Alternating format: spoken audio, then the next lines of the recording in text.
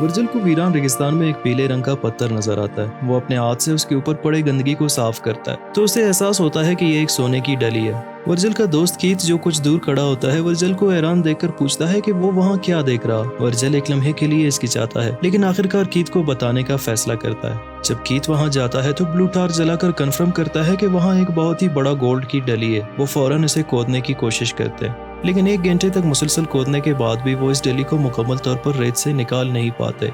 तो वो उस सोने की डली को रस्सी से बांधकर अपनी गाड़ी से खींचने की कोशिश करते हैं पर डली जरा भी नहीं हिलती और उनकी रस्सी टूट जाती है। एक बार फिर उन्हें खुदाई शुरू करना पड़ता है पर घंटों खुदाई के बाद भी वो डली को रेत से आज़ाद नहीं कर पाते और थक कर वहीं आराम करने का फैसला करते हैं और पास से सूखी लकड़ियां जमा करके उन्हें जला देते हैं। ये सोचकर कि वो अमीर हो चुके हैं अचानक ही उछलने कूदने लगते हैं। सवाल अभी भी बाकी है कि इतना सारा सोना वो कैसे ले जाएंगे। आखिर वो तय कर लेते हैं कि उनमें से एक साथी शहर जाकर एक एक्सीवेटर लाएगा और दूसरा तब तक सोने के पास ध्यान रखेगा।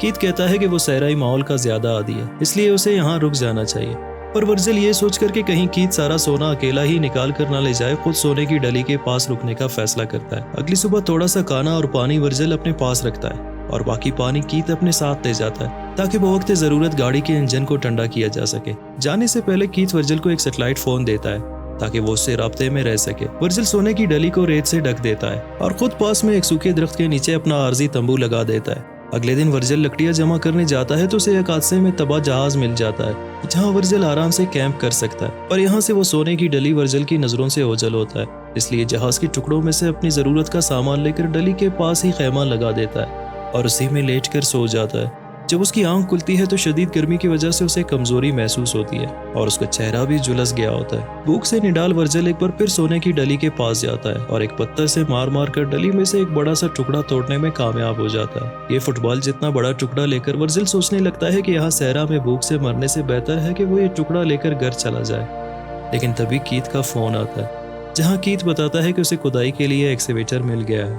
और वो अब 1-2 दिन में वर्जिल के पास पहुंचने वाला है। साथ में वो वर्जिल को हिदायत देता है कि वो सोने की डली की हिफाजत करे। वर्जिल अब तक बहुत ही कमजोर हो चुका होता है और उसका खाना भी खत्म हो चुका है। उसके पास जिंदा रहने के लिए अब सिर्फ पानी की एक बोतल ही बचा है। तभी अचानक एक सांप रेंगते हुए उसके पास जाता है। भूख से निडाल वर्जिल चाकू लेकर सांप को मारने की कोशिश करता है।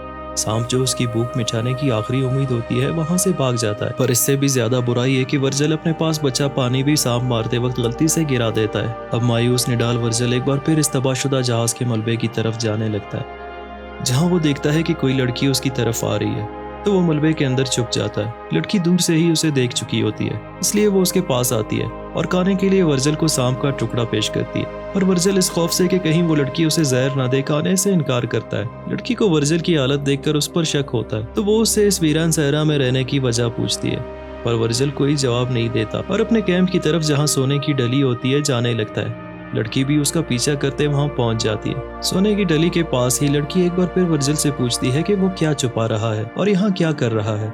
वर्जिल बिना कोई जवाब दिए लड़की पर हमला करके उसे मार देता है और लड़की का खाना और पानी ले लेता है। सोने की डली से कुछ ही फासले पर एक गड्ढा खोदकर वो इस लड़की की लाश को वहां दफना देता है लेकिन एक जंगली कुत्ता खून की बू सूंघकर वहां आ जाता है और लड़की की लाश को खाने लगता है। वर्जिल जब ये सब देखता है तो उसे वहां से दूर भगा देता है लेकिन जल्द ही वहां जंगली कुत्तों का झुंड आ जाता है जिनसे अब खुद वर्जिल को खतरा होता है। अगली सुबह एक बार फिर कीथ का फोन आता है। वो वर्जिल को बोलता है कि वो अब कुछ घंटों में पहुंचने वाला है। तभी पास में से एक गाड़ी गुजरती है। वर्जिल ये सोचकर कि कीथ अभी आने वाला है इस गुजरती गाड़ी से मदद लेने का फैसला तर्क करता है और कुछ देर बाद वहाँ एक रेतीला तूफान आता है जिसमें वर्जिल का आर्जी खैमा उतल पुतल हो जाता है। तूफान में रेंगते वर्जिल के पेट में दरख्त की एक टहनी घुस जाती है जिससे वर्जिल के जिस्म में बचा बाकी तवानाई भी दर्द की वजह से खत्म हो जाता है लेकिन फिर भी वो सोना ढूंढने लगता है। सोने के ऊपर मौजूद रेत को हटाकर जब वो देखता है कि डली अब भी उसके पास है तो उसे राहत मिलता है। वर्जिल अब अपने जिस्म से उस शाख को निकाल लेता है। जख्म की वजह से उसे इन्फेक्शन ना हो इसलिए वो लोहे के टुकड़े को गर्म करके अपने जख्म पर रख देता है। दर्द की वजह से उसकी हालत हो जाती है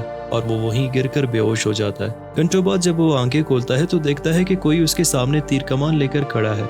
ये वही औरत है जिसे वर्जिल ने मारा था। वर्जिल को लगता है कि दर्द की वजह से उसे ये सब दिख रहा है। कुछ देर बाद कीथ का फोन आता है। वो एक बार फिर वर्जिल को बोलता है कि बस वो आने ही वाला है। तब तक वर्जिल सोने की डली के पास रहकर उसकी हिफाजत करे।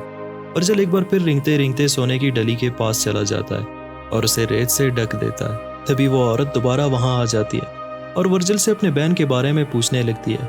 दरअसल ये उस औरत की बहन होती है जिसे वर्जिल ने कत्ल किया होता है। वर्जिल कोई जवाब नहीं देता तो वो औरत वहां से चली जाती है। वर्जिल देखता है कि उसके आसपास आग जल रही है। शायद ये उस औरत ने जलाई हो ताकि बेखुद वर्जिल को जंगली कुत्तों से बचा सके, लेकिन अब आग बुझने जा रही है और वर्जिल के आसपास बहुत से जंगली कुत्ते मौजूद है जो वर्जिल को खाने के लिए आगे बढ़ने लगते हैं।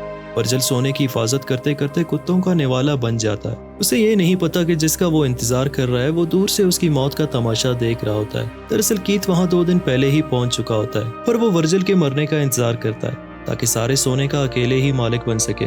अब जब वर्जिल मर चुका तो कीथ अपने साजो सामान के साथ सोना निकालने आ जाता है, लेकिन गाड़ी से उतरते ही उसके सीने में एक तीर लग जाता है। कीथ भी वर्जिल के साथ वहीं ढेर हो जाता है। यहाँ हमें पता चलता है कि ये वही औरत होती है जिसने वर्जिल की मदद की होती है। शायद उसे सोने का पता चल गया था या फिर उसने अपने बहन का बदला लिया शायद, पर यह कहानी यहीं खत्म होती है।